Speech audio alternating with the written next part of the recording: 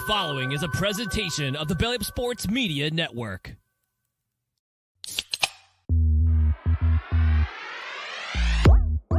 And I'm ready to go crazy because the Celtics are going all the way. Hey, Nick, go handle our light work. Bowl games matter.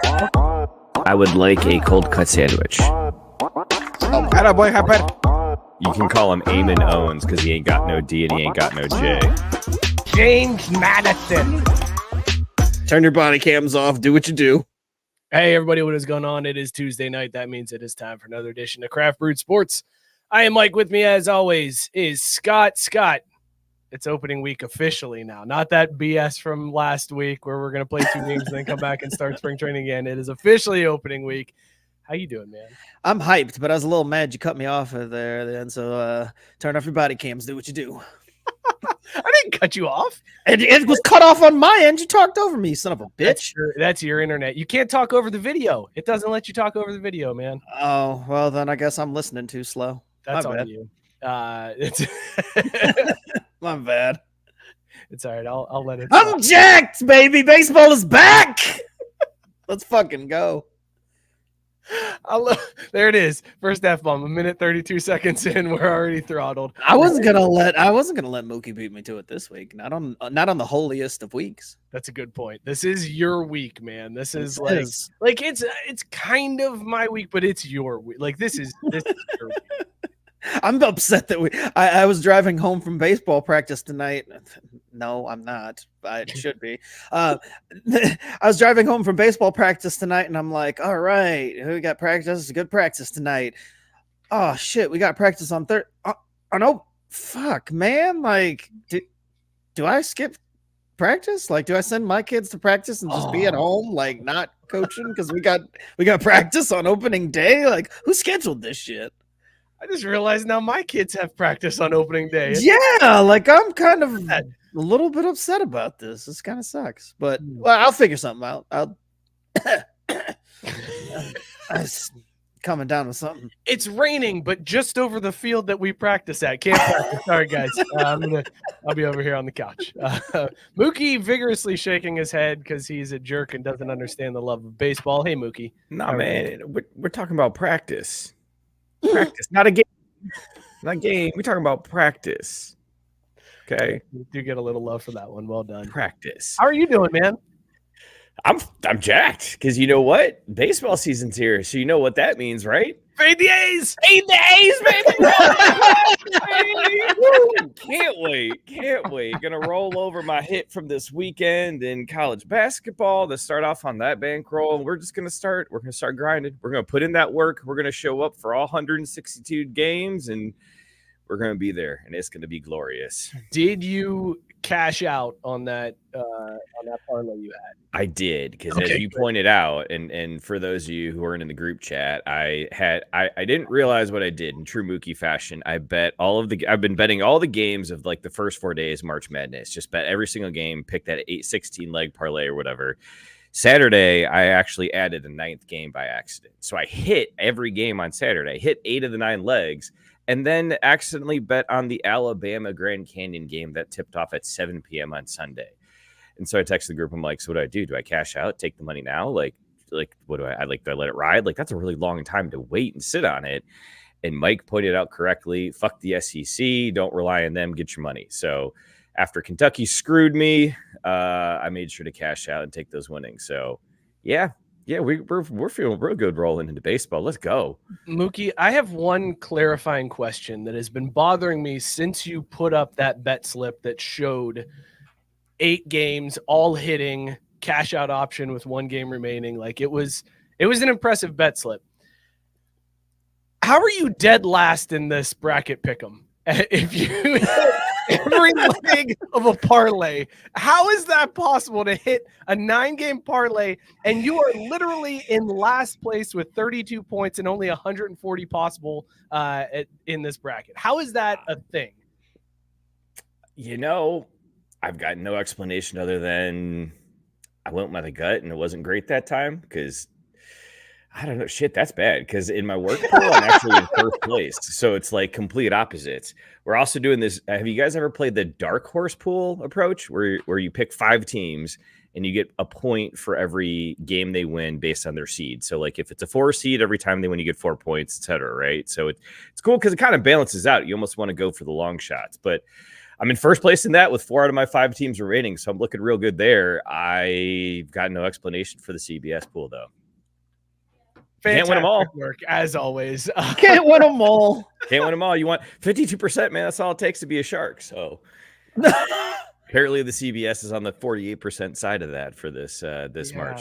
Also hanging out with us tonight, our good buddy Matt Barr. Matt Barr, how are you doing, man? You were shaking your head during all of that as well. I'm tickled pink to be here, but just listening to Mookie talk about his bets, because I am in the group chat. Oh my God. Holy shit.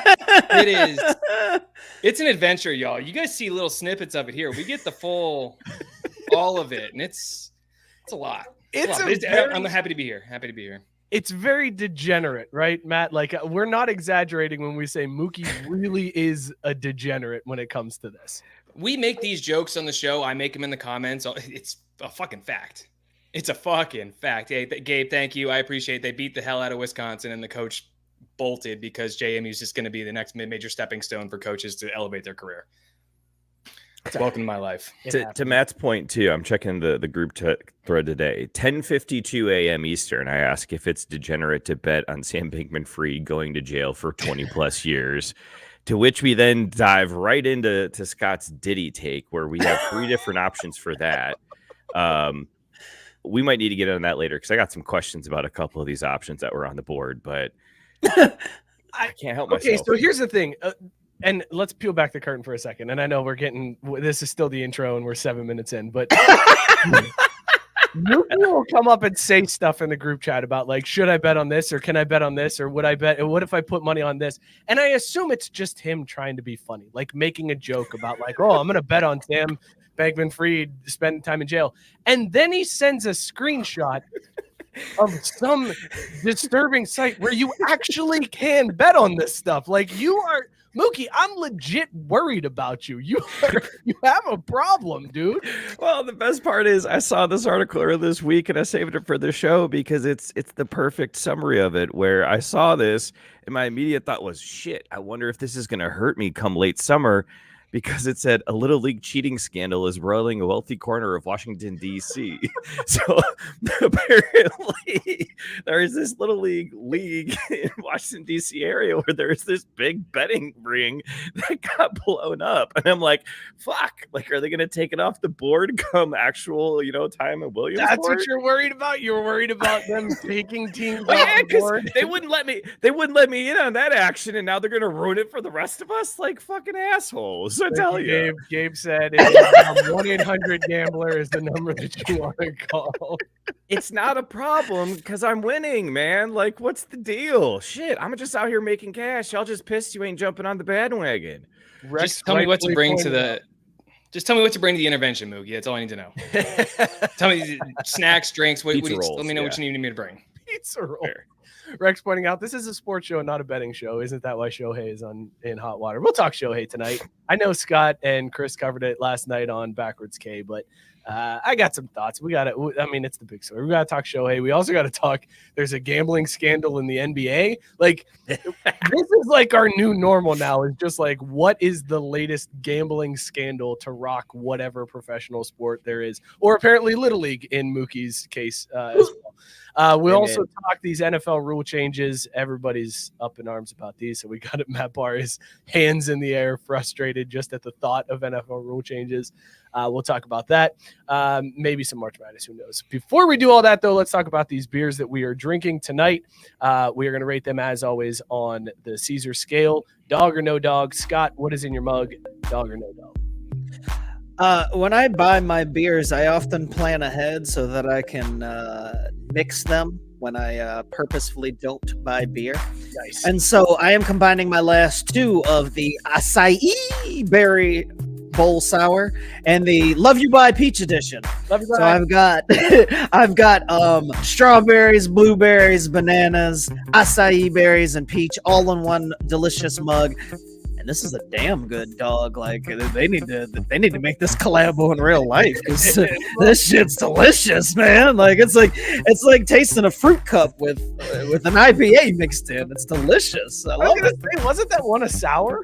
Yeah, but it's like the IPA is overbearing on that one, so but it's delicious. It's dog as fuck, bro. It sounds. I mean, I'm not gonna lie. It sounds really good, and I do like really your strategy of just. I'm gonna have extras. I'm just gonna mix them together, and that's what I'm going. Well, and I get the stouts and try to get it's a strategic thing because I'm like, I wonder what these two would taste like, and it's like 2 fruit beers, fucking perfect, man. It's good. Nice. All right. Well, there you go. There's Scott's cocktail of brews for the night. Mookie, what are you drinking tonight? Dog or no dog? Oh, it's a dog. Got the Sam Adams, Just the Haze, and and it's great because I actually mowed the lawn for the first time this week, and it all feels very poetic that that happened. It's opening day. It's like summer is basically here, guys, and this Just the Haze is like the perfect summer beer. Nice, crisp. You honestly think you're drinking a real beer. It's pretty fantastic. So definitely a dog. Very nice. Matt, what do you got in your mug? Dog or no dog? I have Hardywood Brewing's Cancer Sucks Cold Cap IPA. Is a cold IPA, 6.2% alcohol by volume. It is delicious. It's brewed at lager temperature, so it's much more crisp. You still get the bite from the hops in the IPA. Ooh. Dog and double dog because 10% of all sales go to funding cancer research. And if there's one thing we can all agree on, fuck you, cancer. Fuck you. Fuck you, cancer. Can't any IPA be cold if you? That's what I was going to ask. My decision whether or not it's a cold IPA, like that depends on what I do with it. But thank you for explaining the brewing temperature and the lager. That answered my question before I got to it. I'm glad Scott didn't pick up on it. And no, I was like, oh, he's explaining it. I'm still going to ask the question. Fuck that. That was always my favorite when Coors Light was like, it's the coldest beer that's brewed, and it's like, yeah, but it's not if I just leave it on the porch for a while. Like, this is your marketing. I miss that train just barreling through neighborhoods and shit every time somebody cracks one open. They didn't bring those back. I forgot all about that, man. You know, people all over the world. Here comes this fucking train just barreling through. It's always just like sweaty people doing yard work, and they're just like, it's so hot. And then those are the Zima commercials. Zima, remember the Zima commercial? They cracked the Zima, and then all the grass clippings like blew off the guy. That's a classic '90s commercial right there, man. God, we need to bring back those good old beer commercials. They need to bring back Red Dog. Oh, Red Dog. Wow. Oh, shit, dude. Deep cut. Yeah. I mean, that would put hair on your chest right there, man. That shit was. I believe it. I feel like that needs to come in a bonus pack where it's Red Dog with the side of Marlboro Red. Like, that just feels like the way to go with it. I was like 6 years old, and my favorite hat was that Red Dog Bulldog logo. Yeah. With that. And I look back, I'm like, why did my parents let me walk around with that Red Dog hat at 6 years old? But now I'm a dad, and I'm like, no, I would, if my kid wanted to wear a Red Dog, I'd be laughing my ass off behind the whole time. Let's check the comments and see what you guys are drinking. By the way, Tyson said, gambling and steroids, legalizing both make sports great again. That's a take, man. That is Meanwhile, definitely look at his photo. I know, that's why I put it up. It's explosive diarrhea. It's like a Mentos and Coke situation coming out of the guy's butt. I don't know. It's a live look at the Dodgers PR department the last 3 years. Oh, got him. Wow. Well done. Gabe is drinking Big Juicy Beer Hug, a 9.9% ABV Imperial IPA from Goose Island. He said it's a dog. Robert Taylor is drinking Temblor Brewing's Fluffy Shenanigans, 8% ABV, Blueberry Marshmallow Kettle Sour. Wow. He said dog. The sweet of the marshmallows blends perfectly with the tartness of the ale. That sounds ridiculous. All right, Rex is drinking Black Abbey, the Rose Belgian style blonde. ABV is 5.4. He said it's always a dog. Kevin said he's drinking NyQuil after the show. All right. Yeah, man. I think got to now, Kevin, like, get some Robitussin. Just go tussin tripping during the show. It'd be a good time. Scott, I told you I couldn't wait to show you what beer I'm drinking. I also did not get beer, but I found in my fridge Santa's bribe. Yes! Yes! Hell yes! Hey, there is nothing wrong with drinking postseason holiday beers. Like, they still do it. I can't wait to see how this tastes. Because Santa's bribe is solid. Santa's bribe is really good. I thought about keeping it in the fridge until like September and breaking it back out sometime in the summer. But this is a Christmas cookie ale, and it's 6.2%, and it is a dog. It tastes just as good as it did 4 months ago when I bought it. Hell yes. Hell yes. It's a great brew. I don't know how I missed these, but they were like in the back of the fridge, like hidden behind some other stuff. I was like, damn, I didn't get beer. What do I got? I got Hams. I got Miller Lite. I was like, what's this red kit? Santa's bribe. Please tell me there's two. And there's two. Oh, that is so clutch. Oh, it's the best. Let us know in the comments what you guys are drinking and whether it is a dog or no dog. All right, it's opening week. We got to start here. Let's talk baseball. Here's the pitch. Oh, shit. Speaking of oh shit, Shohei, man, what a cluster this has been. So if you don't know the situation, it came out that Shohei Ohtani's interpreter / manager / best friend was fired from the Dodgers. And then he was let go, and it was all because of gambling. And Mookie, did you just try to mute me as I was talking there? That's a negative. I was not on the page.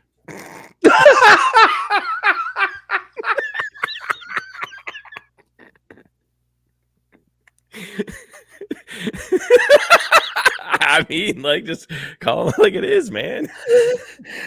Oh my God. It popped up on my screen. The host has muted you, and I was like, "This motherfucker!" And it turns out you weren't even paying attention. Mr. Borski, are you paying attention?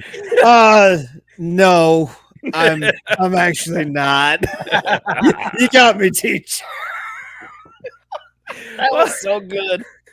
Nope, screen's not even up. I'm watching something else. I'm betting on Little League Baseball. But I'm doing over here. I wanted to know if they had a future on Shohei getting suspended for the whole thing. Like, how ironic and fun would it be to make money betting on him getting busted for his guy stealing his money to bet? Oh my God. So the interpreter gets fired.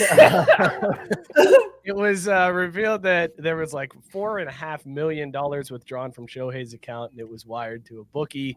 And then the interpreter was like, he came out with a story, and then immediately that story was like, no, that's not what happened. Hang on, Shohei will release a statement. And then Shohei came out, just said, hey, this dude just stole from me. I didn't know anything about this. This is I have nothing to do with this. It reeks of Shohei having everything to do with this, Scott. Like, it feels like the more this goes on, the more that it gets uncovered from the story, it feels like this is 100% Shohei was betting, and this guy is just the fall guy. And correct me if I'm wrong, and I'm not saying he did it. I'm saying that's what it seems like right now. Like, it feels very much like this is Shohei betting. It does not pass the smell test one bit. You're just like, what's the real deal here? Like, I mean, I said last night that the story breaks, and I see it on my phone, and I'm like, wait, what the hell? And I was busy, like, washing dishes or doing something in the kitchen. By the time I had opened up my phone to see what the hell was going on, they had already come out with the second story, like the second version. I was like, within the last 10 minutes, the story has already been recanted and changed. Like, what the fuck is going on? Like, and it's changed 4 or 5 times since then. Like, we have gotten multiple versions of this story, and it's the most bizarre shit that I think I've ever seen. Like, in the middle of spring training,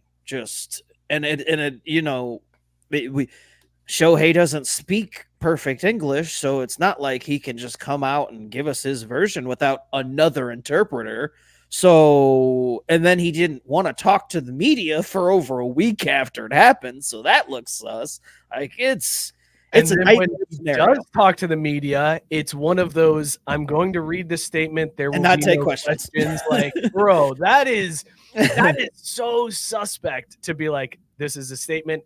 Take this for what it is. I'm leaving this right here. Matt, you had made a joke earlier about the Dodgers PR department. Like, what do you make of this whole thing with Shohei? My best guess as to what happened, and from what I've been kind of trying to find more out about Shohei, is that the dude is a robot. And he just eats and breathes baseball. He doesn't eat with the team. He doesn't drink with the team. He doesn't do anything with the team. He goes to his room and he stays there. I think him and his interpreter translator had a fantastic relationship. I actually wouldn't be surprised if Shohei didn't know what was going on with his money and Ippei was stealing from him. And then my best guess is Shohei tried to just pay it off. He tried to be a good guy and pay it off for him because they're friends. And he's like, oh, well, everybody makes mistakes. He's Shohei. He's nice and bubbly all the time. Like, I honestly think that's what happened. But the problem with that is you can't just give someone $4.5 million. The IRS has something to say about that in a country that you are a foreign man in the U.S. trying to illegally transfer money. Good fucking luck in the USA. They were going to find this money. I don't think Shohei was gambling. I do think he tried to pay off his translator's debt. And I think once the IRS and everybody else get done with their investigation, it's not going to look good, but I don't think it's going to directly tie Shohei to gambling. And I think baseball is going to be like, we're going to let this one slide. Baseball is going to do whatever they can to not implement. Like they already, if I remember correctly, they first said Shohei wasn't involved. We're not investigating. Well, that was part of the weirdness is they immediately came out and said it. Like there was nothing had happened yet. The story changed twice. And immediately Major League Baseball was like, oh, there's nothing wrong here. We're not doing an investigation. And it's like, wait, what? Like the dust hasn't even settled. Like we don't even know what the true story is from this side. And you're saying you're not even going to look into it. You're just immediately like, nothing to see here, folks. So that made that weird. But Matt brought up the best point, and that's what I've said since the beginning, is the very first story that came out is the one that I believe, which is that he got caught. Shohei found out, wanted to just make it go away, but didn't trust him to pay the bet. So went on ahead, wired the money, and was like, hey, I know everybody makes mistakes. You have a problem. I'm going to fix this, but I don't trust you to do it because clearly you've already fucked up. I'm going to pay this. We're just going to sweep this under the rug and keep moving. That's the first story that came out, and that's the one I'm choosing to believe. Like Matt says, it doesn't look great. It's awful, but I don't think that Shohei necessarily understood the illegality of the whole thing, and that's why his lawyers immediately came and said, no, that's not what the fuck happened. You can't admit to doing that. That's illegal. Like, no, he stole from you. Like, everybody wanted to do the fall guy thing, but I think it was he actually, was in trouble with this thing, and it was an innocent mistake by Shohei, but that doesn't work in the court of law. You can't just say, oops, I made an innocent mistake. Like, you're still going to get in trouble for it. So ultimately, I think that's what comes out, but everybody wanting to crucify Shohei can get fucked because you just want to see the man at the top fall. That's all that is with the internet conspiracy theorists. As Scott says, the case. Sorry, Scott was saying, you got fired from McDonald's yesterday. Like, put your phone down, get out and go find a job. Because that's what we were talking about pre-show is all these people jumping on it. And even, I'm not saying I disagree or I don't believe what you said, but even if that's the case, that it was all innocent, blah, blah, blah, you really think that he's going to get away and not get any suspension? Because, as Robert Taylor said, who does Shohei Ohtani think he is? A congressperson? Like, I mean, I could see them trying to make an example and suspending him for some token amount of time. I was going to say he's got to miss some kind of time if he gets convicted. They can't just let that thing completely slide, right? Like, yeah, but I don't think it's going to be like to the full extent of the law. Like if this had happened, yeah, I'm not saying it's going to be 50 games. I'm thinking he at least. Well, I guess he's not pitching, so I was going to say he gets 5 games to at least miss his start. But now, so like what, 3? Guys, I can see him missing 30 games or something. I understand Shohei and Ippei are like best friends and have known each other forever. And like Shohei trusts him so much and he's been with him from the start and blah, blah, blah. I can't think of a person that if I had the means, I would just wire $4.5 million for them. Like that's the part of this story. Like what my mind went to was, okay, when Mookie eventually gets caught up with a bookie and they're threatening to break his kneecaps, what's the most amount I would let him have to pay off his debts? And I'm thinking maybe like $35. I was going to say, Scott talked about this show too, because he was like, it's equivalent of if someone takes 50 cents from you every week, and at the end of it, they take $4.50. And so, like, I was like, yeah, so Mike could probably let me about $4.50 to get out of the gym. Yeah, like, I mean, if you scale it way down on the average person, like, and there's been so many people, and we've seen, this is a tale as old as time. Famous person, athlete, whoever it may be, has a family member or some longtime friend that they trust, and that person steals from them. Like, shit. Yeah, and like we've seen it. The problem is in this scenario is that Shohei probably found out somehow, some way, or maybe hell, he might have even went to him and was like, Shohei, I'm bad up. Look, dog, I'm sorry. I done fucked up. Can you help me out? And he's like, yo, we've been together for a long time. This is fucked up, but I'm going to do this for you. You need to get some help. Like, I can totally see that scenario, and everybody that, you know, there's all sorts of people that have been in the interpreter's position that are coming out and saying, you would be shocked at how many people that are rich and famous like this trust these people and do give them access to their account, don't pay attention to it because they don't want to be bothered. And Shohei, I mean, Matt was talking about at the beginning, this dude has been meticulous his entire career. He brings his own mattress on the road so he can get a full, like, serious? 10 out. Yes, he brings a mattress on the road because he is so meticulous about his sleep, his regimen, everything, that I just can't believe that he's got this degenerative side that nobody knew about. And it doesn't look good. It's really weird, and it's really just like you just want it to go away. But I don't believe that Shohei is the one ultimately with the gambling problem. So when does it go away? Like, honestly, like, how long does this news cycle last? I think past this weekend.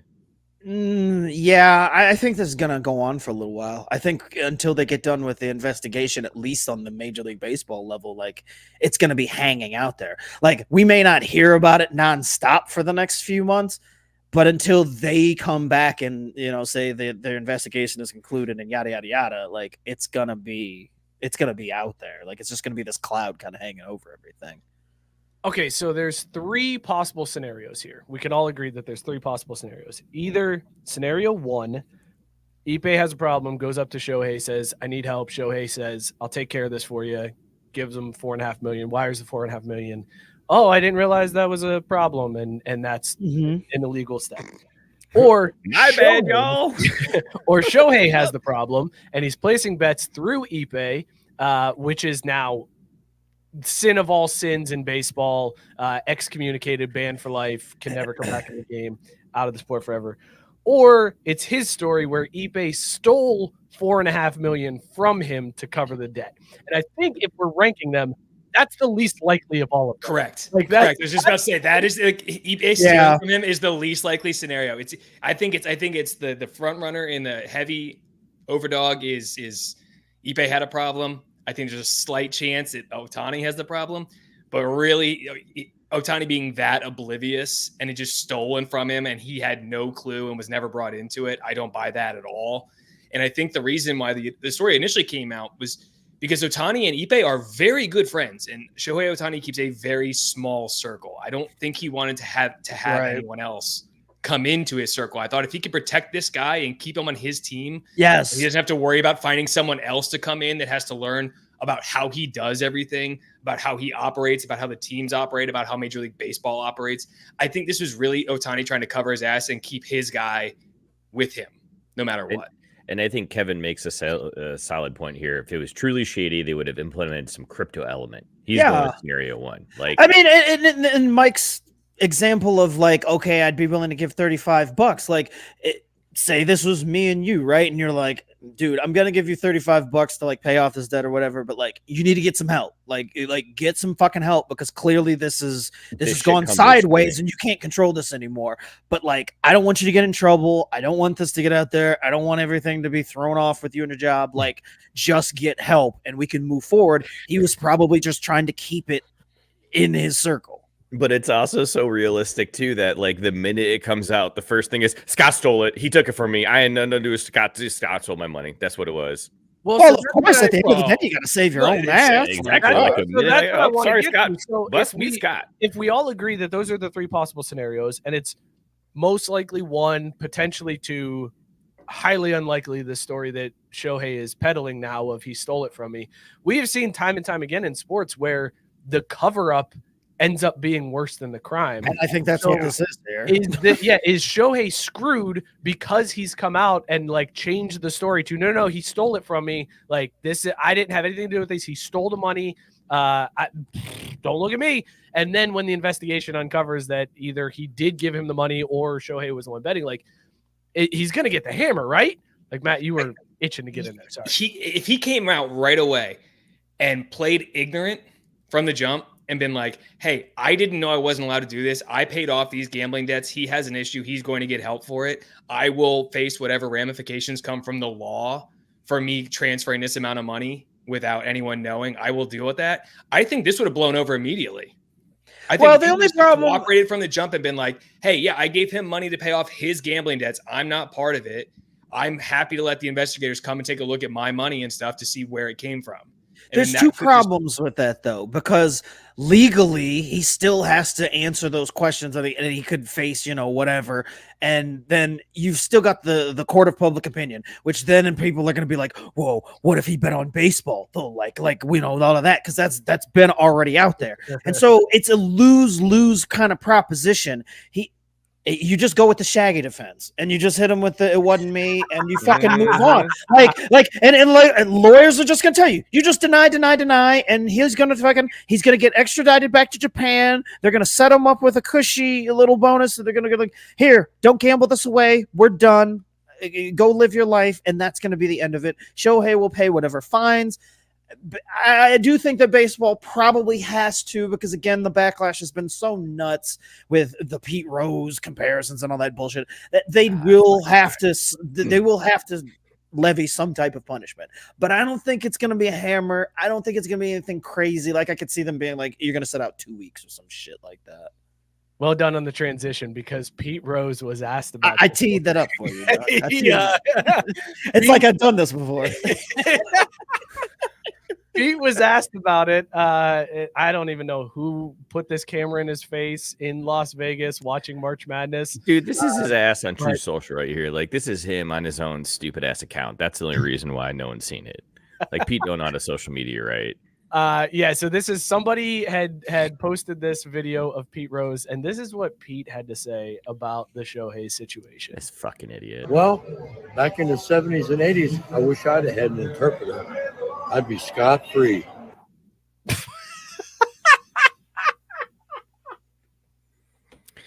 Like, this is that uncle in the family where it's like, can we just get him to stay off social media? Just like take him off Facebook, because it's not doing anyone any good. Like, just limit the damage. Like, come on, man. I just love that. Like, okay, Pete, you've denied it for all these years, and then you drop this video where you're like, I wish I had an interpreter. I would have gotten away with it if it wasn't for you meddling kids. I could have kept on cashing checks and doing dirty stuff with 13-year-olds. Life would have been great. So Shohei's going with the Shaggy defense, and Pete Rose is going with the Mr. Barnes who owns the museum defense. And these meddling kids would have gotten out of my way. I would have gotten away with it. Which is always a great look, people. It's such a false equivalency to just be sitting there like, well, now Shohei's done it. Like, I'm surprised he didn't drop some type of like racial component in there, because it's fucking Pete and he's a dirtbag. Oh, you were waiting for it too, right? Like, oh yeah, like it was he's right around the corner, and then the video ended. I was like, damn, he got out without making it right. awful. Like, I'm looking at this. I was like, how much did he get paid? Is this like a cameo? Like, this looks like a fucking Pete Rose cameo. It does look like a cameo. It could be that, Scott. I would not be shocked. This is, and you mentioned something about the uncle thing, and I made a minute to just like, the uncle who gets busted for diddling, and it's just like, well, there was a time when it was okay in America to just marry somebody who was only 13, but they wouldn't change the laws, and I guess it's not okay. I guess we don't live in America anymore. Like, get the fuck out of here, Pete. Come on, man. Right. Just stay quiet for once in your life. Like, you're just like, you know what? I don't have anything to say about it. Like, it doesn't have anything to do with me. It's not the same thing. I just want to live my life. But no, Pete has to. This is me. I've had an interpreter. Get the fuck out of here. I hate to give him credit for it, but Tyson finally got one to stick. Pete, baseball is so woke now. And Scott correctly pointing out, why is Pete Rose still a thing? Exactly right. Like, fuck that guy. He's never getting in the Hall of Fame. End of discussion. That's my favorite thing about this whole situation is this has given people new life to bring back the okay, well, now that the greatest player to ever do it has bet on baseball, we got to let Pete in the Hall of Fame now. Like, oh, God. All the bleeding hearts. All of them coming out of the woodwork with that shit. It's like, shut your ass up. Like, who in the year 2024 of our Lord is still stumping for Pete Rose when we know what a piece of shit human being is? It's not just the gambling, Pete. It's that you're a fucking horrible human being. That's why you're not in the Hall of Fame. It's a combination of things. It's the amount of times they gave you to just fess up and went to you and said, yo, just admit you did it. Apologize. We'll let you in. And he defiantly is like, fuck that. I'm not doing that. I'm going to write a book and still deny it. And here I'm going to make excuses for it. Like, he just can't get out of his own way. And then there was the whole 16-year-old girl thing too. Yeah. Oh yeah, and banging underage kids. Definitely. You don't want to leave that on the cutting room floor. Yeah, of course not. I'm trying to come up with a third for a sip, chug, drain, pour because I've got Pete Rose. I've got hello Twitter world with OJ, and I'm trying to come up with a third throw into that as worst like all-time greats that turn into massive pieces of shit. John Rocker. No.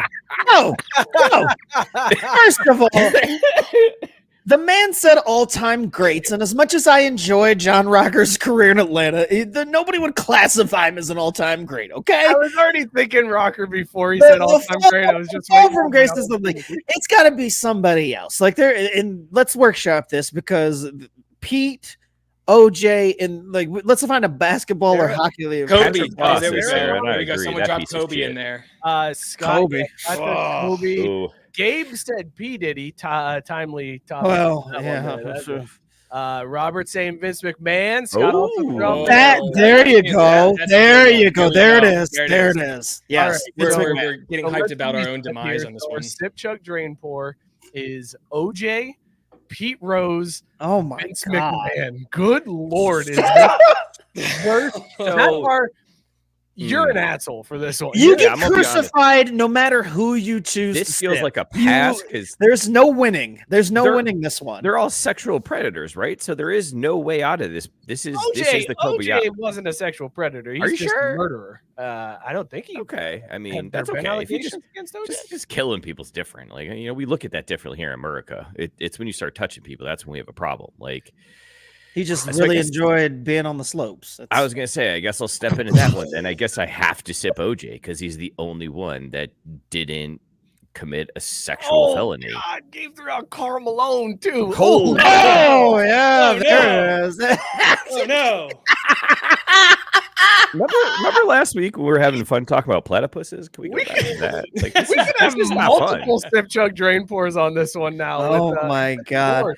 All right, hold on, Mookie, go back to Mookie because he started. Respect the game. Finish it. So you're sipping OJ. You prefer murderous bastards. Go ahead. Murderous bastards over sexual predators, and then I'm gonna just pour drain the other two. Like, You can't pour drain both. You have to chug somebody. fine. Then I'll chug Vince because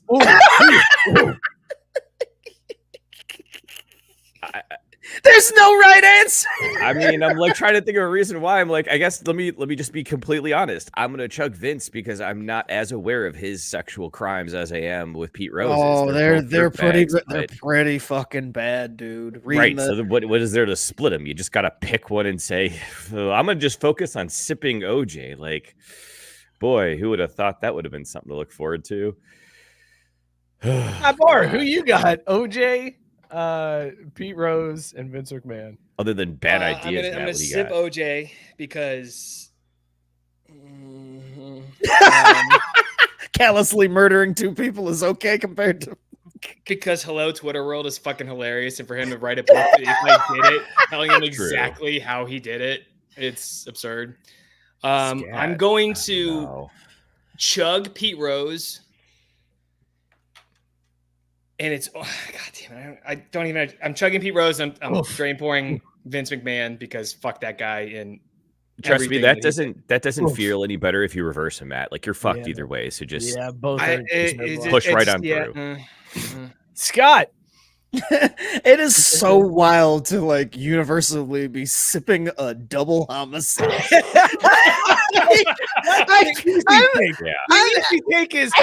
take the guy who killed 2 people. Okay, that's fine. I'll take that one. And it is like not only that, like so I'm sipping OJ. I'm pour draining Pete Rose, and I'm chugging Vince. Like Vince comes off as just little dick energy that just carried him through that whole thing, and then I'm not. You know what? I'm not going to try to break it down. There's my answer. Fuck it. Sipping OJ.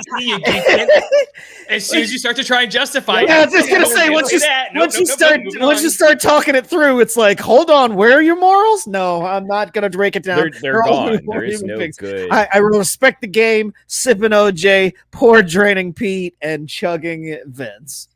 That's it. That's my final answer. All right, I'm going to sip OJ, obviously. And then I'm going to chug.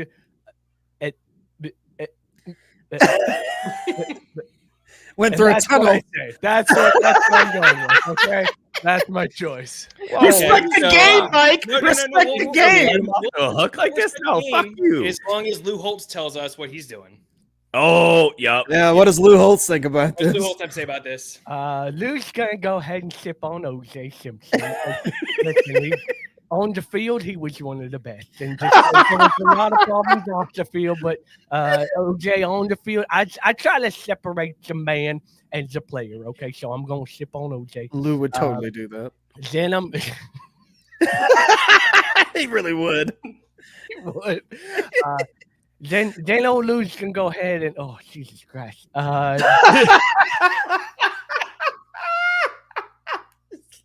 Man, that's bad. Lou Holtz just swore. That's I know Lou Holtz losing his religion. Lou's gonna go ahead. I didn't say that in vain. I was praying. I was trying to get because it's a tough question for old Lou. I'm gonna go ahead and I'm gonna chug Vince McMahon, and I'm gonna drain poor Pete Rose. Okay, that's the final answer for me. Oh my God! Rex saying Mike acting like a kid losing online and faking bad internet before disconnecting. I thought that was the only play. I thought that was the best play to go. Oh man! What a terrible sip chug drain pour that was. Seriously. Yeah, thank you for that, Matt Barr. Thank you for your service. God, I mean, do we want to throw Diddy in there as a bonus? Fuck. There were so many. That's the worst part. Like the comments kept coming with just people that I'm like, doesn't make it better if that name's in there. Right, for real. Karl Malone doesn't make it easier. No easy outs in that lineup. Like none of we are surrounded by just awful people in the celebrity world. Yeah. Man. The worst. Tyson wants to know: did Lawrence Taylor have relations with a youngster? I think he was just coked out, right? I don't think. Yeah, he was just real into the powder. But seriously, at this point, like all of these famous people that come out and you hear about this whole pedophilia thing, and I'm just like, is there anybody who didn't do that? Like, is there anybody that reached that hero status that didn't? Like, I guess OJ's over there like, no, I just murdered fucking people. I wasn't like the kids, but I'll stab a bitch or two. I'll keep my nose. OJ's like, I'm not looking too bad now, am I? Huh? How about that? You guys want to come back and go, hello, Twitter world? I'm right over here now. Right. God. All right. So Shohei maybe didn't bet on baseball. You guys have convinced me, even though people are saying he did and then are pointing to bad starts that he had, and they're like, this is connected to a big bet. God. If you want to go down a few rabbit holes, there's some folks out there that have all the receipts about games that he bet on that he was involved in where he performed poorly, and it's just like, come the fuck on. Y'all. The best was a thread I saw on Twitter from a guy who had like all these games, and he was like, Timmy Smokes. Timmy Smokes. Yeah. Smokes had all of these games and pointed out all of these like in here, and then Shohei did this, and he lasted 3 innings, and blah blah blah. And the best response I saw was just some dude that responded back and was like, "Seems like all these bets hit. How is he $4.5 million in the hole?" And I was like, "Hold up your entire fucking argument, Timmy Smokes. The whole thing is shot now." And I saw that. I saw something that said, somebody just said, "You need to go outside and see the sun." Like, yes, Timmy Smokes had too much time on his hands to type up a 10-page Twitter thread breaking down all these times and connecting dots. It's like he had him placing bets back in his hometown in Japan. Like, come on, guys, what are we doing? Homie was off as Lawrence Taylor. He was off as LT, and he was just ready to sit down, close them blinds, and go to work. Because, I mean, even digging in that deep to find that many games with the lines was that close. Seriously. Shohei has played and pitched is bananas. And I mean, if you got that time on your hands, that's good for you. I sent that to the fantasy baseball group chat because I just wanted to piss off Mike Kaiser, who has Shohei, and I've just been constantly needling him that Shohei definitely bet on baseball. He 1,000% is going to be suspended for life, just to piss off Scott's brother. Do we hit Rex's, or should we just let that slide? Holy shit! Let's The go for it. Diamondbacks. Let's do it. I mean, look, it can't be worse than what we just did. Rex a million saying, "Sip, chug, drain, pour. Who you getting help with a homicide? OJ, Ray Lewis, or Aaron Hernandez?" I'll take first on this one. I'm going to sip OJ because he got away with it scot-free. Even though it wasn't the 70s or 80s there, Pete. I'm going to, in a shocking twist, I'm going to chug Aaron Hernandez. Oh, wow. Because he at least got a couple under his belt before he got caught. And I'm going to drain pour Ray Lewis because he would 1,000% throw me under the bus, and I'm going to jail instead of him. That is the correct answer, 100%. You drain pour Ray Lewis because he's a snitch. You chug Aaron Hernandez because y'all are doing this all wrong. He's crazy, and then you sip OJ. That's the correct answer, Matt. Go ahead, Scott. You got the opposite.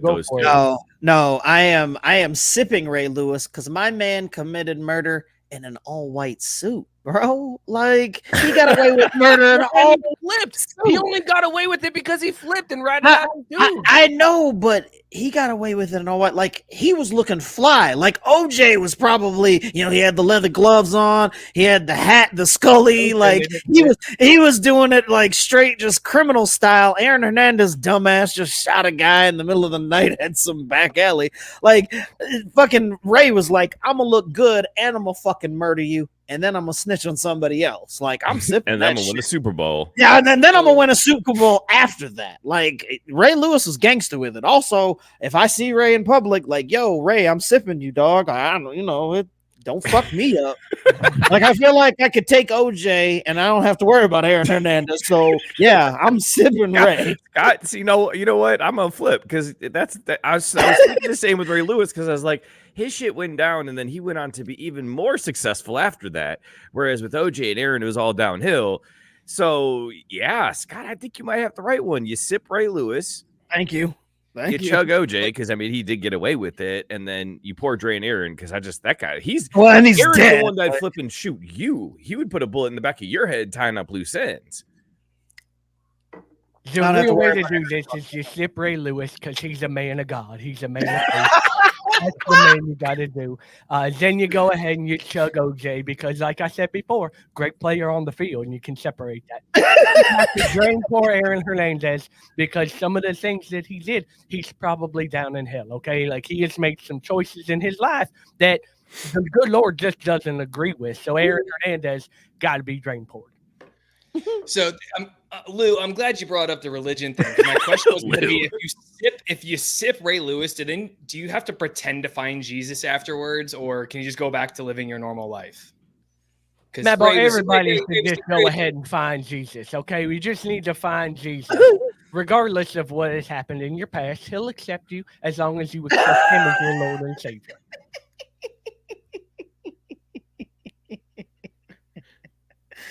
Oh fuck! It's so crap food crime scenes. What the fuck am I doing, man? What am I doing with my life? All right, let's talk basketball. Boom shakalaka! There's more gambling shit going on in basketball. There's a big story. Jontay Porter, who you only should know as Michael Porter Jr.'s brother, because nobody heard this name before this story came out, but apparently he's been flagged for suspicious activity where in 2 games in particular where his unders cashed. They were the biggest payouts on like DraftKings at the time. And in both cases, he left the game early after like 4 minutes. One, because his eye was re-aggravated. He had a re-aggravated eye injury. And then the other one because his stomach hurt. So this dude didn't even try to hide the fact that he was like, listen, bet my unders, okay? And I'm just bailing on this game. Like, he didn't even try to do something where he was like throwing up bad shots or like hacking guys to get foul out. He literally was just like, my eye, coach, you got to take me out. I'm done. I'm done for the day. And played 4 minutes and all of his unders hit. And it was like the big payout. And DraftKings was like, hey, that's a lot of action we just paid out on Jontay Porter. Why? Why did we just and the then, system flagged those bets. Jesus, idiot.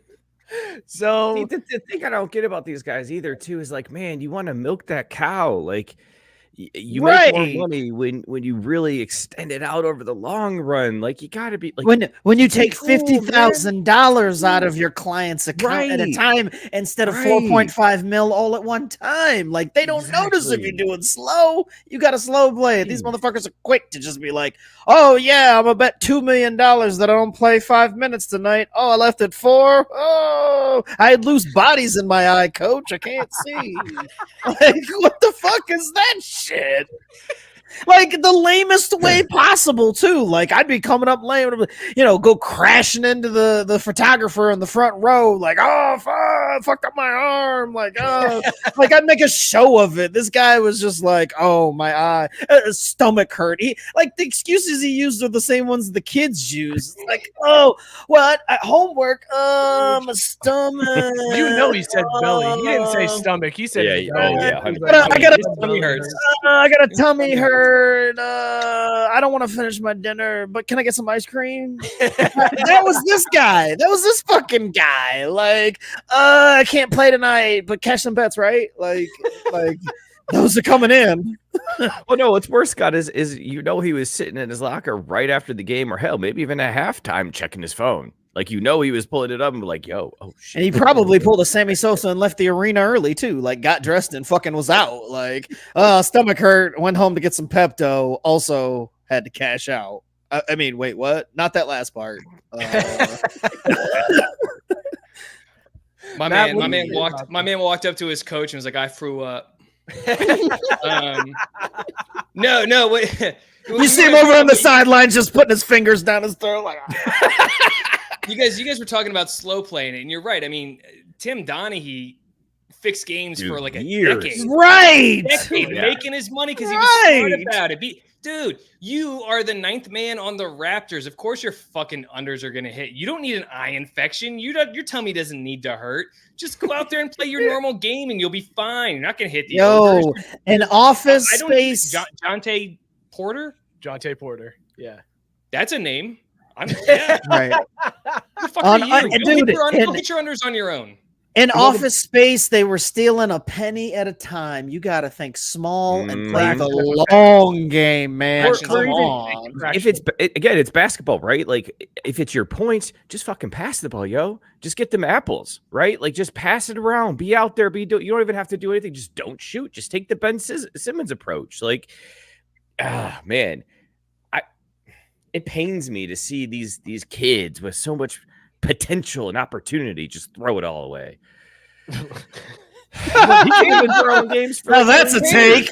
That's a take. What really pains you, Mookie, is, and I think this is why it's so aggravating Well, to yeah, most I mean- people, is you now, as a degenerate who like spends so much time betting, cannot trust that these guys are not fixing things for themselves. Like you, It's true. officially You're right. can't. They're ruining the integrity of the game. Like it's the worst thing possible. Like above all else, protect the integrity of the line. Unless you're going to give Mookie an inside tip, and then he's all for it. Let him go. Let Yes. him go. Mookie's just upset he wasn't in on this. I mean, That's a good point. This is where's like, the this is DM, great. man? Like, this is the way it goes. This is how sports operate now. That's the take he would have if he was in For on real, this. I'm trying to mark Outside, this. he's I'm protecting trying the to mark integrity this of the Stewart game. this shit. we might have just stumbled on something because Mike and Scott both started T-ball in baseball practice. So we've got what, like 8 years to figure out how to work this system to start making money off them.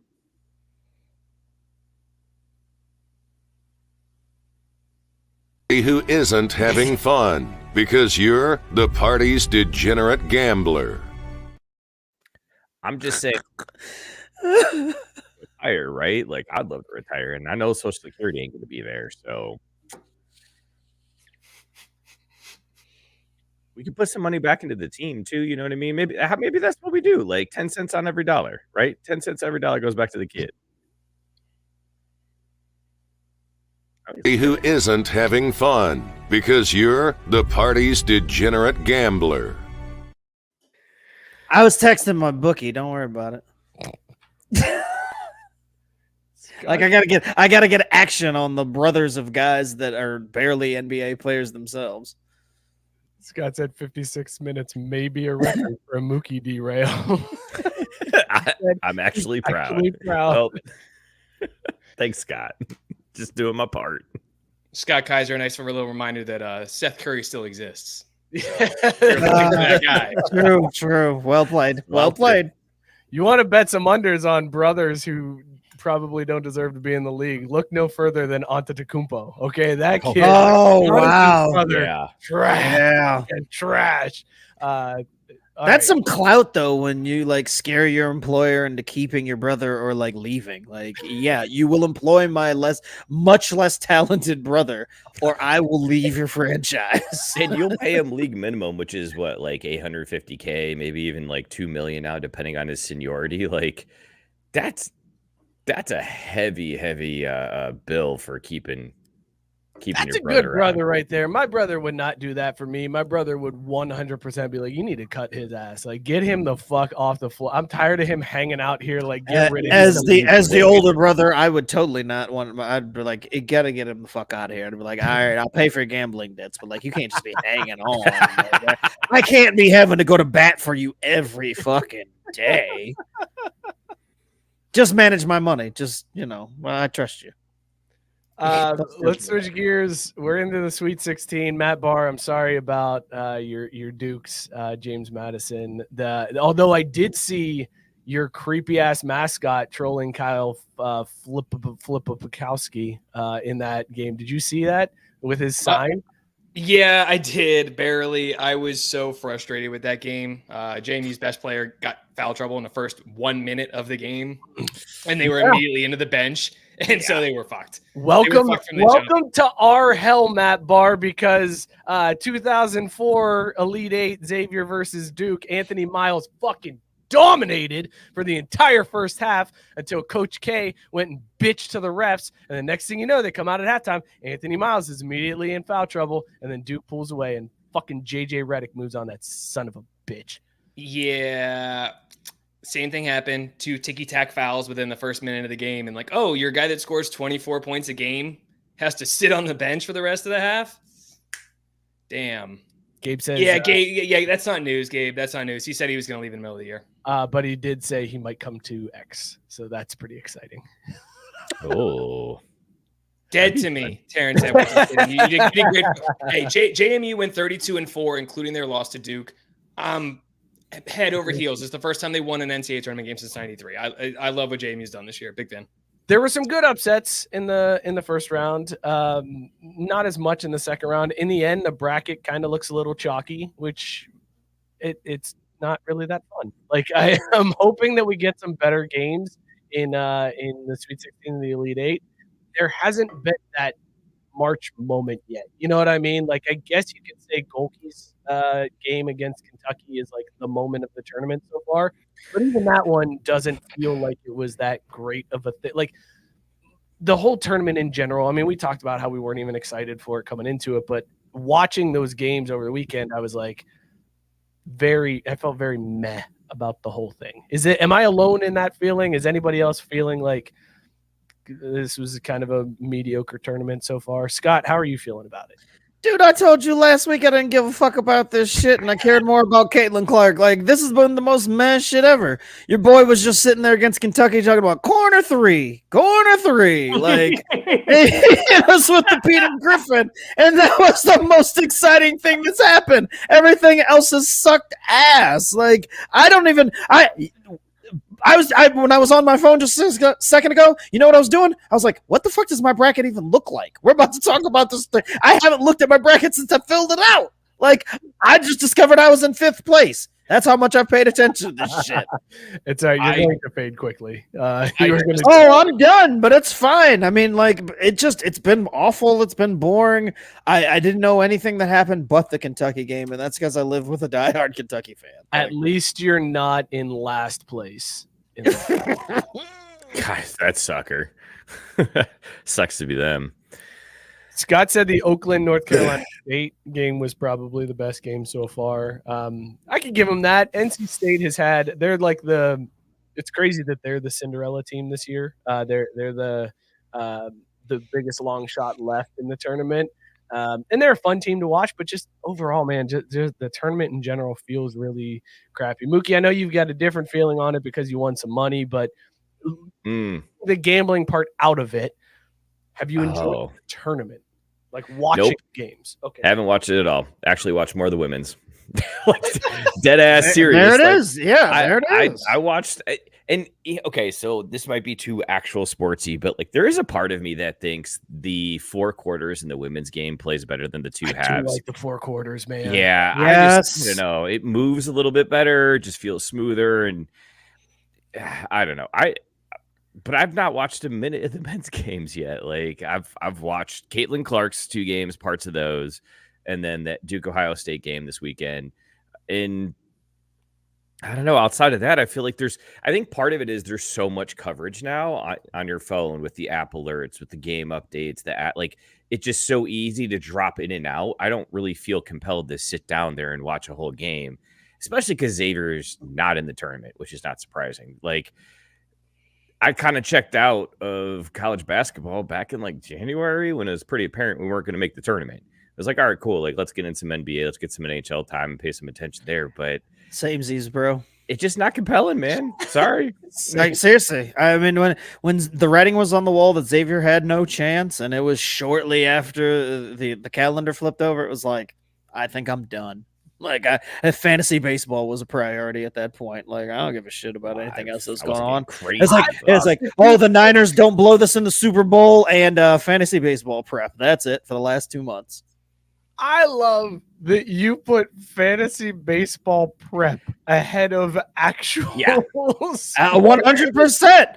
Sports were on the back burner. Like, if anybody, like, if there was a log on how much time I've spent prepping for fantasy baseball over the since the season ended, I don't even think I want to see the number, because I think I might have a problem. Like, you might have to throw up the degenerate thing for me.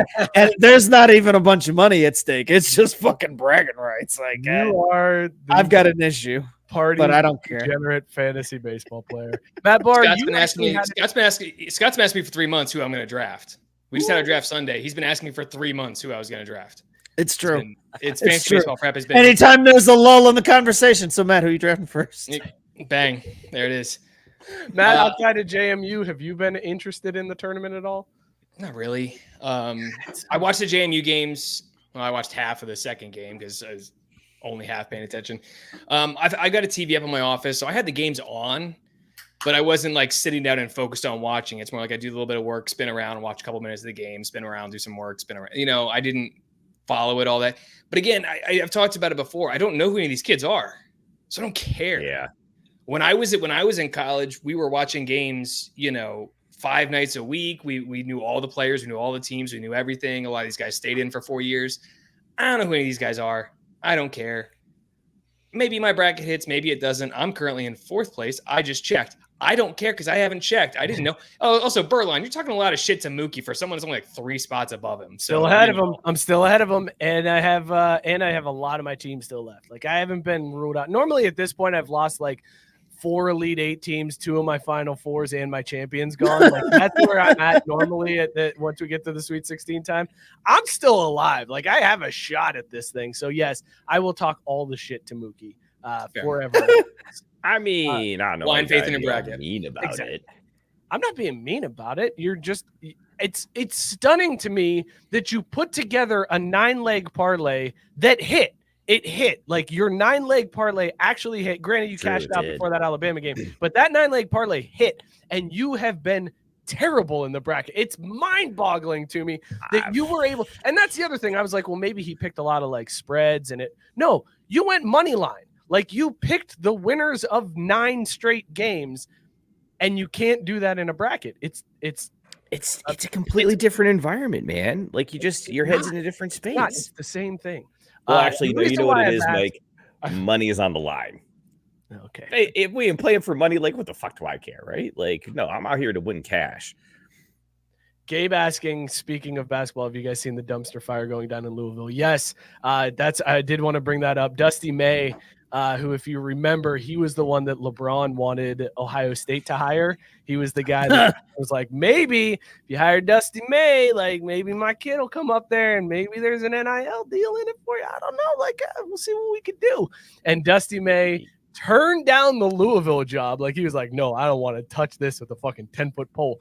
And instead went to Michigan, which I take as just a fuck you to Ohio State and LeBron in general. That Dusty May was like, oh, LeBron wants me to go to Ohio State? I'm going to go to Michigan instead and just beat Ohio State. You love to see it. I mean, right. If it weren't for Michigan, this would be like a Disney movie ending. But even still, it's just great to see it happen to the Buckeyes of anyone. Buckeye basketball can suck a dick. Like, agreed. No love there. Agreed. So I asked you guys, and we all agree, like, we're not interested in the tournament, haven't really been watching a ton. There hasn't been a ton. Yet the numbers are up. Oh, yeah, dude. They're like, the numbers are they really? It's like, yeah. They're averaging like 9 million. Like, it's that's insane to me. Matt Barr is giving the Johnny Manziel money fingers. It's the betting. It's the betting. Betting is it's so huge now across all sports. And I'll tell you what, there might be some kids on the end of the Yale bench that are tanking and make sure their unders hit. It's really that's really what it's coming down to. Is these NCAA players are ruining the integrity of the game, and they're tanking on their unders. They're tanking on their unders, and they're making sure they hit so that the bettors can win. That's why we're chalk. That's why we're chalk, because all the college players are taking a dive. A lot of tummies hurt, huh? A lot of tummies hurt. People throwing up all over the place. There's one more basketball story I wanted to get to. They announced today, so the Paris Olympics are coming up, and I forgot that 3-on-3 basketball was part of the Olympics. Did you guys remember that? Oh yeah, didn't that happen like 3 years ago? Like, wasn't it like right after the last Olympics that they approved all this shit? It's like, I certainly forgot that was going to be a thing. So the U.S. has unveiled their roster for the 3-on-3 basketball. Now, you would think, with the plethora of talent that we have in the U.S., that we would have some big names on our 3-on-3 team. You would be sorely mistaken. Here is the USA team for the 3-on-3 basketball roster. Canyon Barry. And if you don't know that name, it's Rick Barry's son. That's like his claim to fame. Also, he's supposedly a 3-on-3 specialist. That's what they said in his bio. They were like, he's a 3-on-3 specialist. I don't know if that means he's had like time in the Big Three or what, but he's like the guy when he comes seasoned from 3 seasons at the Big Three. Like, he's really put in some work there. Like, this guy knows the ins and the outs of that game. Jesus Christ. Also on the team is Kareem Maddox, everybody. Kareem Maddox. Make some noise for Kareem Maddox. You don't recognize that name? Oh, that's because he played his college ball at Princeton and then played overseas. So Cool. Well, he's the brains of the operation. Then Dylan Travis. Right? Right? Sure doesn't play baseball. That sounds Are like you a guys baseball excited name. about this? That sounds like a country singer. This No. Yeah, there you go. Guys, this roster is stacked. Dylan Travis, Oh. he's the D2 national champion, everybody. Like, that's a name. That's a guy. Okay. And the roster is rounded out by Jimmer Fredette. Oh, there. Oh see, my okay, that God. explains everything. Before you said the second name, I was like, was Jimmer Fredette not available? And then I thought, no, he's played professionally, so that's probably eliminated from this competition for whatever reason.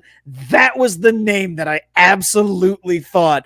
Jimmer Fredette is probably a fucking all-star, but he can't even crack the starting 3 for this squad.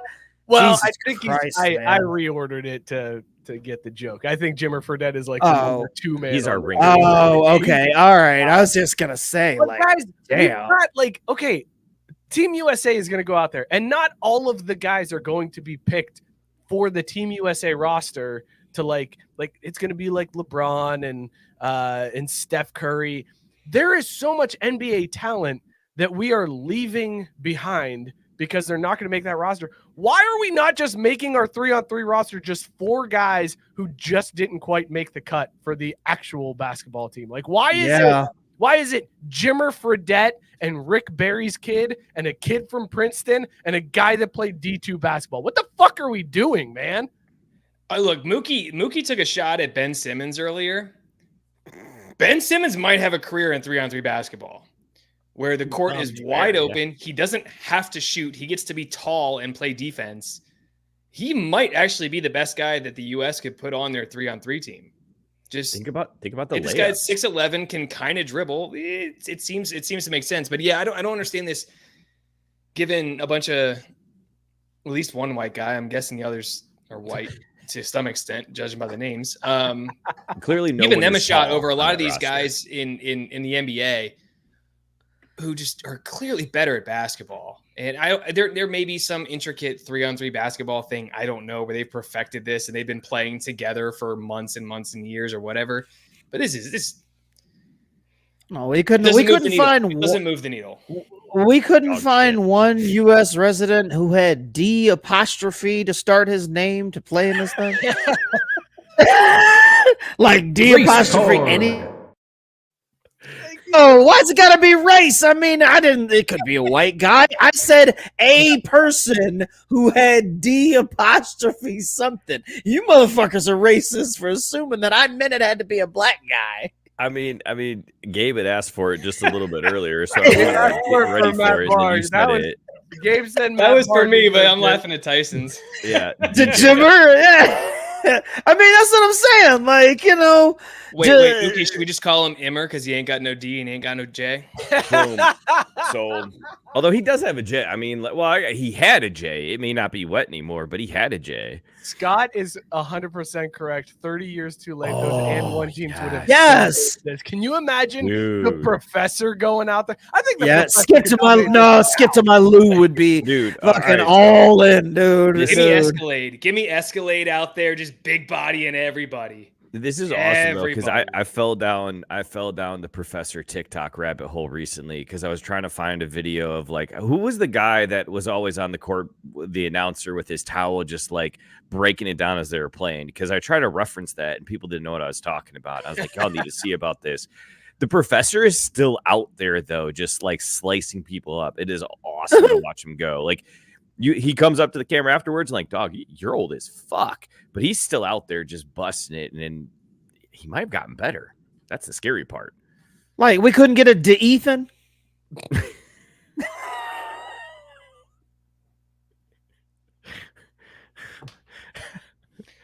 Is that not a thing? Is there not a DeEthan out there somewhere?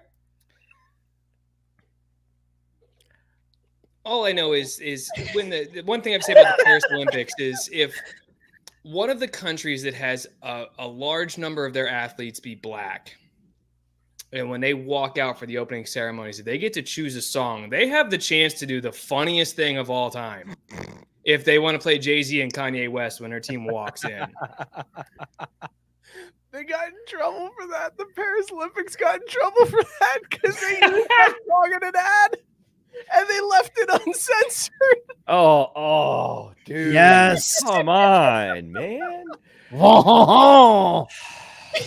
That's I love it. They smoke their cigarettes upside down and they're racist as fuck. Scott's like, I'm here for it. Hey, you might as well lean into it. Come with your preconceived notions. I don't give a shit. Like, how great would it be if it was an and one team that got off the bus at the Olympics for us? It's just 3 of our thuggiest dudes that are just like, just go over there and bully this shit. Bring home the gold. Could we still like we just got Pookie and them playing in the fucking 3-on-3. Like, that's the team name, Pookie and them.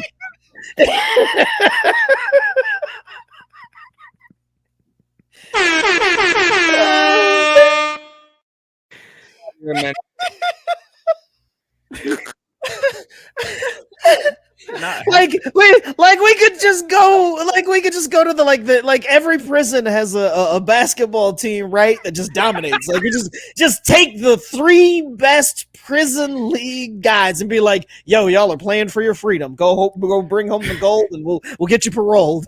Scott legit just took longest yard and mashed it up with Cool Runnings. I mean, I'm just saying. And we would just go over there and just fucking dominate.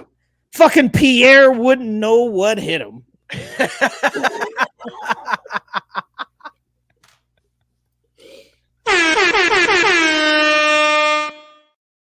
Oh, also, I'll just say this. Scott's got to be the one to go tell them they're playing for their F word because I ain't gonna be the one to tell them that. I do what I got to do. You know what? I'll be team captain.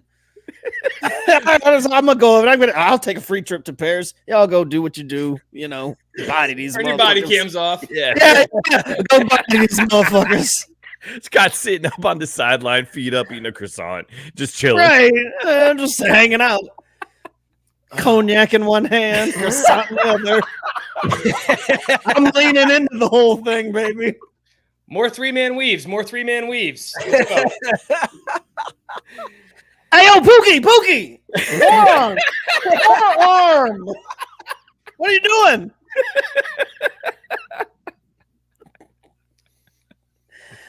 Oh, shit. I can see it too, though. I can picture it in my head because Scott's still in there. He's got the tracksuit. Now, wait, would you go tracksuit? Oh, tracksuit, 100%. 100%. We ain't wearing no suit. Fuck no. It's either tracksuit or oversized white T-shirt with a oh, with a headband too. Yeah, like we're going early 2000s, late 90s, like hood with it. Yeah. Oh, you gotta get them St. Bonaventure shorts. Yes. Oh God. Hell yes. See, like we're workshopping how to make the Olympics great again. Just solving problems. Jimmer Fredette's still on the team though for some reason. You gotta keep one of these things is not like the other. Well, you got to bring that token. So it is like if somebody goes down, like we can have or when things get out of hand, you just bring in the white guy just to shoot the lights out. It's like, this is an embarrassment, and as Jimmer Fredette shoots another 3, that'll put him up by 40. If the Olympics were played in March, when it is prime white boy shooting season, Jimmer might have a shot in the Olympics, but they're playing in summer when it's not our time. Our time is our time's past. We just had our 1 weekend of basketball where white boys can go out there and just light it up. You'll be an accountant in 3 weeks, but you can light it up on the basketball court now. Our time's past. Jimmer's not going to be there in July. It's not going to work. Oh shit! I'm just very hyped for this tournament now. I think I'm more excited for the 3-on-3. Dude, there's 10 minutes left and we haven't bitched about these NFL rules. And all I kept thinking about when you sent out that fucking rundown was fuck this shit. All right. Well, in that case, here's the transition, transition, baby. Professional podcaster.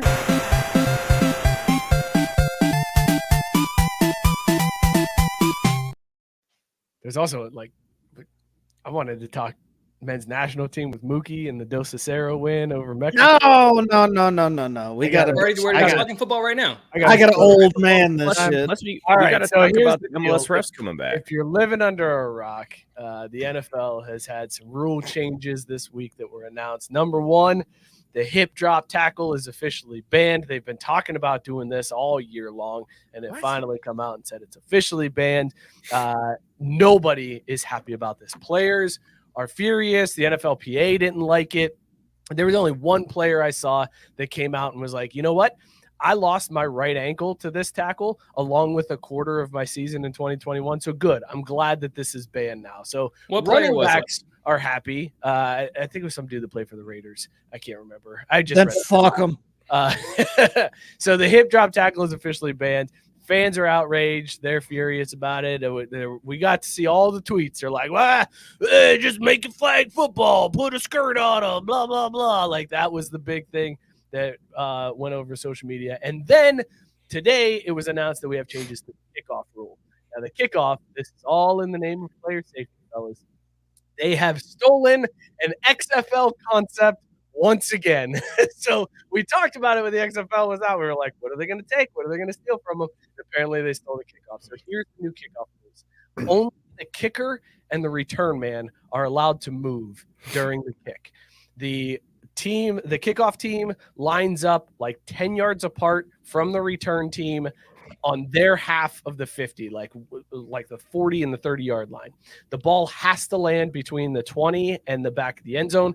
If it goes into the end zone, it's a touchback, ball at the 25. If it lands in the landing area, you have to return it at that point. If it lands short of the landing area, that's considered out of bounds, first down at the 40. If it lands in the landing area but then goes out of the back of the end zone, that's a touchback at the 30-yard line. And then nobody can move until the ball is caught. So this is exactly what we need, is a complicated kickoff system to be put in place when we don't even know what a fucking catch is in the NFL. So they stole the wrong rule. They stole the wrong fucking rule. They stole the wrong fucking rule. The kickoff should be this.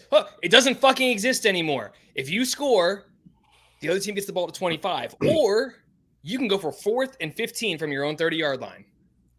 That's it. That would have been a good rule to take. Here's how I knew they fucked it up. When I got the text, that's dumb as fuck. Yes, it is. When I got the text that says NFL implements rule from XFL, my first thought was, they're going back to the original XFL and doing the scrum where they just run to the middle of the field and get the ball. I'm pretty sure that the XFL got rid of that because that was dangerous and caused like numerous injuries within the first 2 weeks. No, wait, this is the NFL.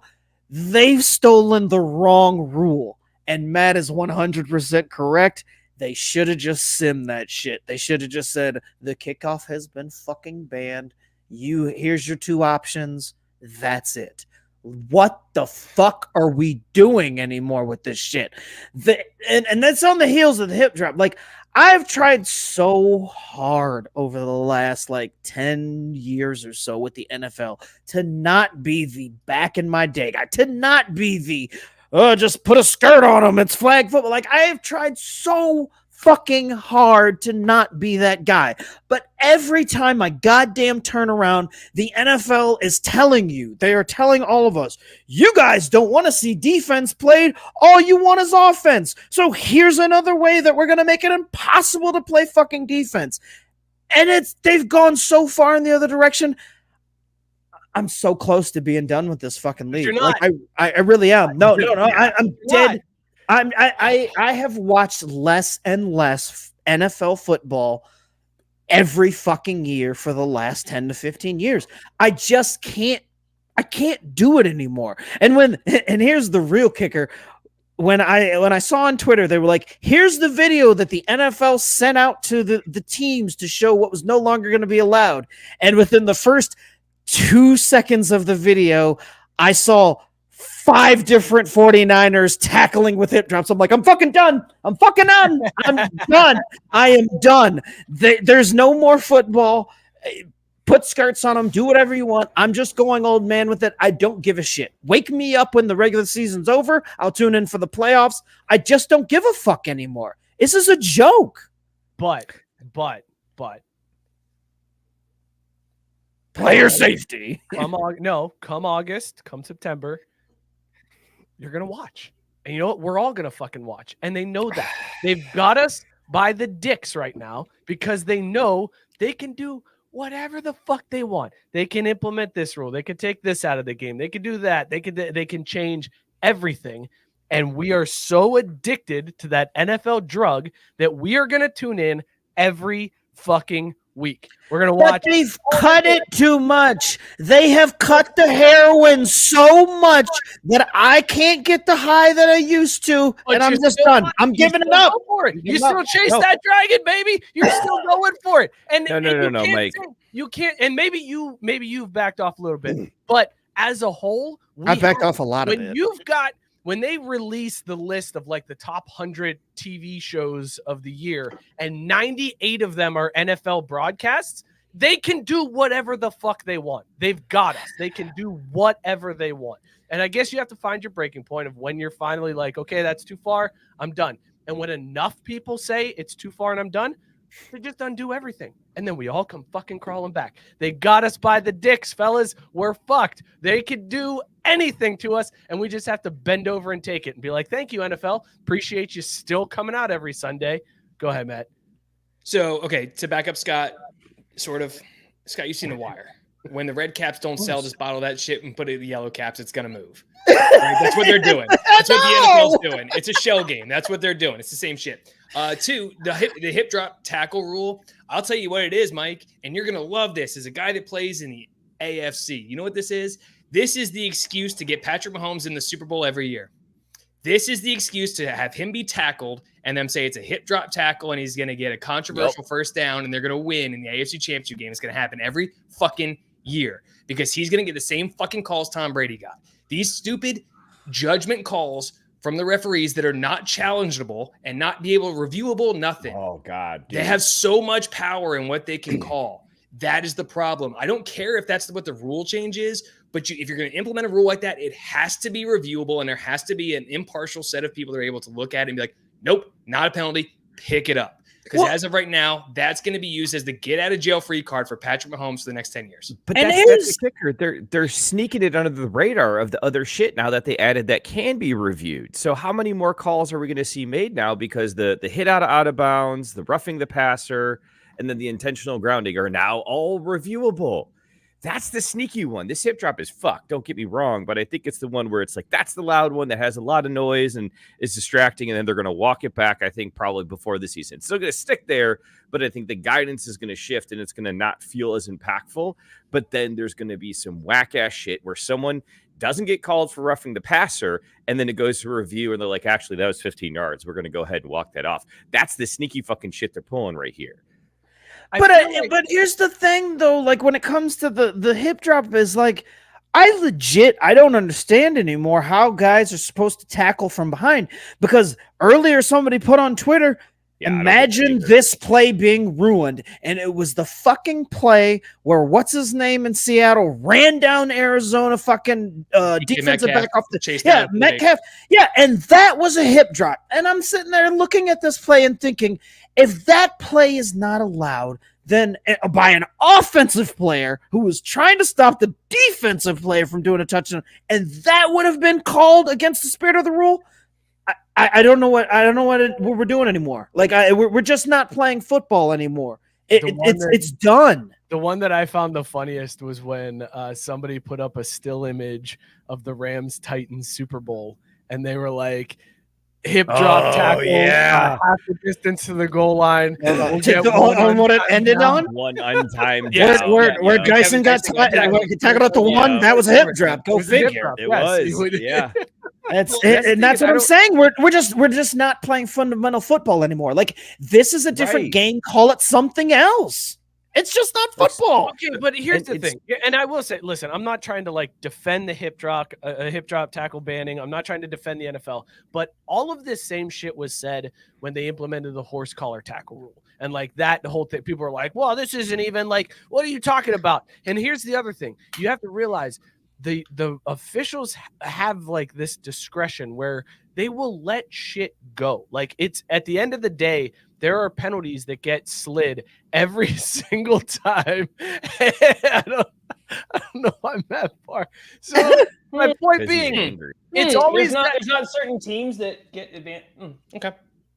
My point being, yes, this is banned, but that doesn't mean it's going to get called all the time. But to Barr's point, it's likely going to get called in spots, which is where it's going to be a problem for a lot of people, because in certain spots when they can just drop it and throw that flag and be like, well, it's a hip drop, I don't know what to tell you, then it kind of gets a little shady. My actual biggest issue with it is that they're saying it's under the guise of player safety. Yes. Well, that's the most important thing. That's what they're telling us. That's what they're telling us. They've been behind this entire time. Right.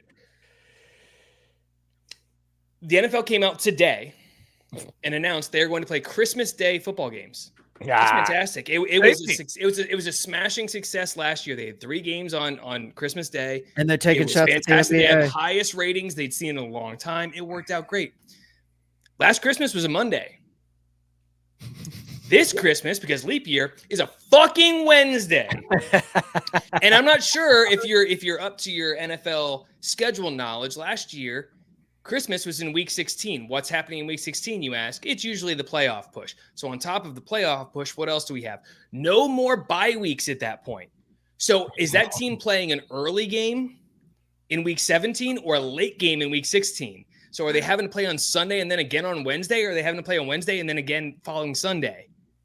I mean, what the fuck are we doing, NFL? Even if what you are we stretch doing? it, Matt, like if you play Thursday night leading into that Wednesday and then play Monday, that's still 3 games. And what is that, 12 days? Like, that's fucking nuts, man. That's crazy. I'm telling you, crazy. They say player safety, they say player health, they say player this, player that. But what they are is players bring in money, and we know that we're going to break records, like Mike was talking about. They're going to break viewing records on Wednesday night football, because they're going to be it's the first time we're having Wednesday night football, and everyone's going to tune in to watch Christmas. Not the first time. Thank you, COVID.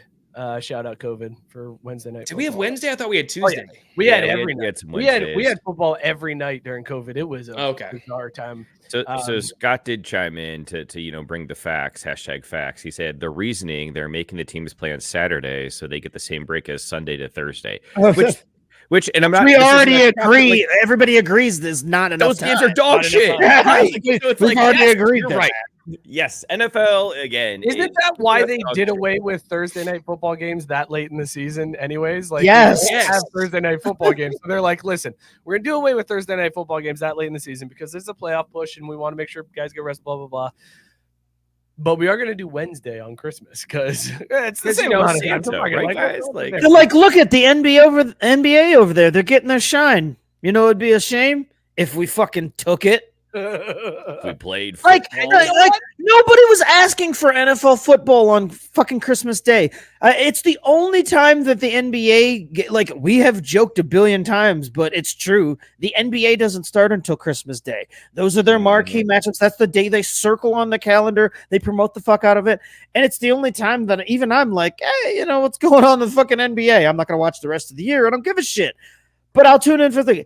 I've never once been sitting there on Christmas and thinking to myself, damn, you know what make this Christmas better? Some fucking pigskin, bro. I could really miss the NFL. I wish they were playing today. Get the fuck out of here. I want the Raiders and Jets, man. Raiders and Jets would really make my Christmas the best. God. Raiders and Jets. That's what I want. Because they're not going to give us good teams. Yeah, they've just become a parody of themselves. Who's the bullshit team? So Cardinals and Washington. Raiders, Commanders, Christmas Day. Get hype. cares? Stupid And shit. it'll be the 75th highest rated I know. event of the year. Like, We are in the minority of this. Like, everybody would be like, yeah, I never asked for this shit, but yo, Christmas Day NFL days, it's just dope, dog. Like, yeah, that was some cool fantasy. Let me hit this parlay. Why? Hey, now, hold on a minute. Like, look, if they're going to play the games, we might as well make a little coin off it, right? Honey, Like, honey, could you just take one day off of gambling? It is Christmas. No, sweetie, the NFL has decided I don't give a shit. I've got to hit these bets. yeah, that's why. We put All your right, bets in December the day 26th before. is the Mookie intervention. Good to know. Got a date now, boys. all right, we're officially in overtime. I got one more story for you. Mookie will save USA Mexico for next week. Let's get into overtime. Miller for three. Oh, he banked it in. We're going to overtime. Shit, do you need to update that now with the what was it, the Houston Texas A&M game? No, No, okay. I don't even know what game that is. I have no idea He what said, that was. no. I don't watch a whole lot of UFC, but I did catch this story over the weekend. There was a fighter, Andre Lima, who got bit during his match with Igor Severino. It was one of the most vicious bites that I've seen. Like for the audio only listening audience, Jesus. it is legit like just teeth marks on this dude's biceps.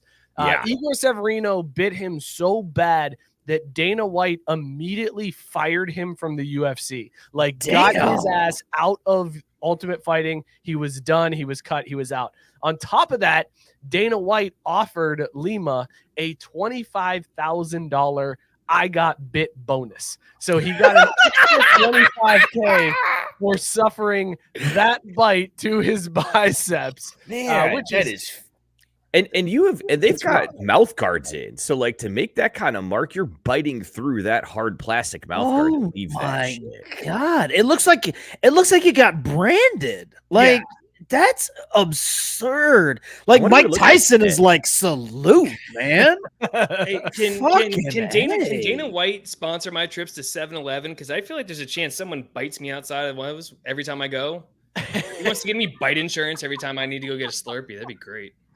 Well, the best part $25,000 about too. this, guys, like that's just part one of the story. Part two is then Lima went and got a tattoo to commemorate the experience.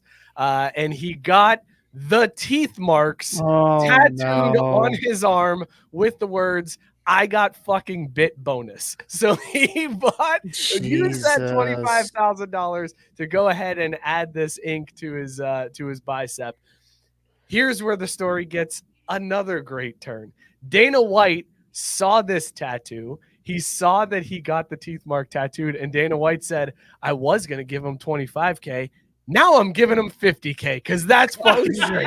So Dana White upped the bonus to $50K because this dude got the teeth marks tattooed on him. Now, here's my question. This is very on point. Like the teeth marks themselves, like it's almost exactly where the bite is. Did this dude get it tattooed while the bite was still a thing? Like that had to hurt like a bitch. That seems unsanitary. I mean, like the guy's in the UFC though, Mike. Like, come on, he gets his face punched in for a living. I'm sure it wasn't any worse than that. But bro, like. Plus, he got 50 G's for it. Like, I'll take a lot of pain for 50 grand. He didn't know he was getting 50 G's. He thought it was just 25.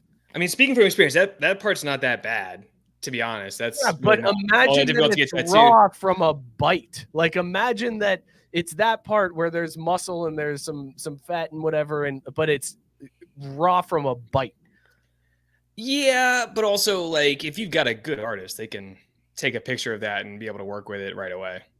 So you're saying he got the tattoo after it was healed. You're saying he did not. It might not be fully healed. They got it cleaned up. They got it, so it wasn't bleeding anymore because he was clearly bleeding there when it happened. So they definitely got it all cleaned up. It might have still been imprinted a little bit, but I don't think it was like fresh. I don't think he went straight from the arena to get it done. I wish he did. Look at that fucking thing, man. That's fucking absolutely crazy. insane. UFC fighters are fucking crazy. All right, let's talk about these beers that we were drinking tonight.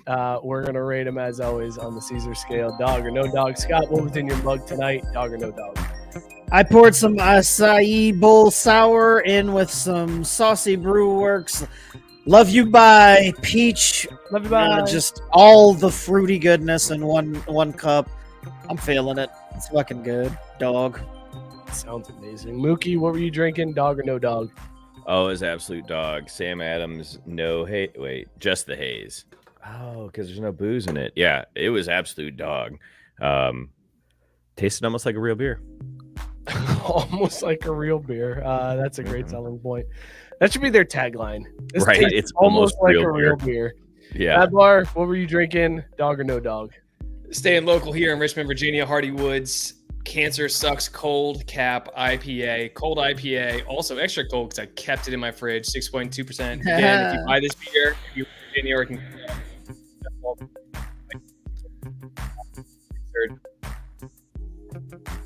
You went through a tunnel, Matt Bar. I don't know if say, Matt's that was audio a lot of- cut out just from. Okay. Do you drink it when the mountains get blue, or do you wait even longer?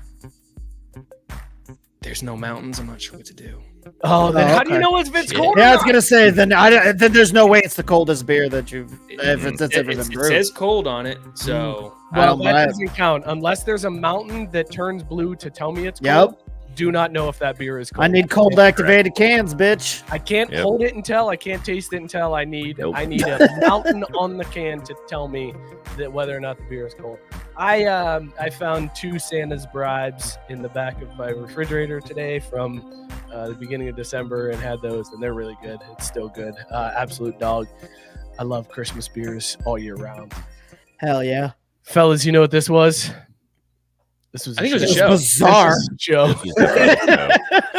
No talk about platypi or platypussies or whatever it was. And it was still bizarre because Yeah. we spent way too much time breaking down sip chug Which drain murderer? pour on 3 of the worst human beings Worst, to ever it's Matt live. Barr's fault because that was the goddamn worst sip chug drain pour the show has ever seen. And I'm honestly angry at you for that one. Like, legit angry that you made me put out the internet that I'm okay with Vince McMahon. Double homicide's not so bad. Yeah, I'm a- Mike, you easy didn't respect the choice. game. You didn't respect the game, Mike. You went, Lou Holtz gave an answer, but not Mike. No, I Oh, did true. give my answer. I did give my answer. That's gonna be the headline tomorrow. Craft Brewed Sports. They're okay with double homicide. Hey, you gotta draw the line somewhere, man. Gotta draw the line somewhere. As long as we know Ray Lewis is the main event. Thank you guys so much for tuning in. We really appreciate it. The fact that you guys tune in and listen to this stupidity is amazing to me. Thank you for all of you in the comment section, the extra hosts on the show. We love you. Be sure to tell a friend. Hit them up. Tell them, hey, check out this dumb show. You might like it, and it will grow, and it'll be awesome. Subscribe to the YouTube channel. Go ahead and mash that like button for us. That'll help us out in the algorithm, so go hit that. Follow us on all the social media platforms. Join the Facebook group, all that good stuff. Shout out Belly Up Sports, bellyupsports.com. There's tons of great content there. Go sub, rate, and review all the Belly Up Sports podcasts on the Belly Up Sports Media Network. We will see you all next week. Cheers, everybody. Ethan with the monster dunk, and the USA will win the gold. You'll never walk alone, dog. Bucket, we ball.